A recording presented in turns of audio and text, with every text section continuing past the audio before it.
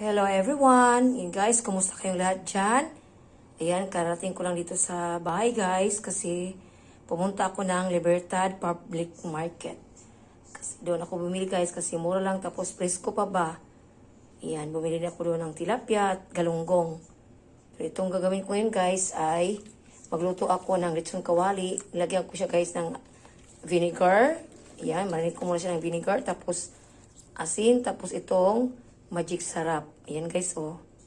Ayan. Ayan na guys, ang ating lechon kawali. Ayan, dinilitad ko na siya guys. Ayan. Yan lang mo lang dalawa kasi hindi kasya guys. Kasi maliit itong aking kawali. Ayan na guys, ang ating lechon kawali, oh. Ayan po, ibalik ko po yan guys, mamaya-maya. Yung painitin talaga yung mantika ba. Yan, para mag-crunchy siya. Yan, kasi may luto pa ko guys. So, meron pang dalawang naiwan.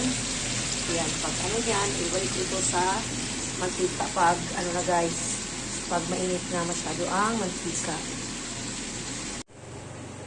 Ayan na guys, ang ating lechon kawali guys. Yan, luto na siya. At nagano din ako guys ng Japanese cucumber. Ayan, kasi masarap siya guys. Ayan. Kasi request ito ng aking anakis. Kaya lutuan ko siya guys ng lechon kawali with Japanese cucumber.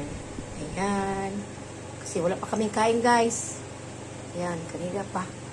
Wala talaga kaming kain pa. So magluto muna ako ng tawag ito ay magluto muna ako ng isda, tilapia at galunggong. Ayan. Thank you for watching guys. Bye-bye.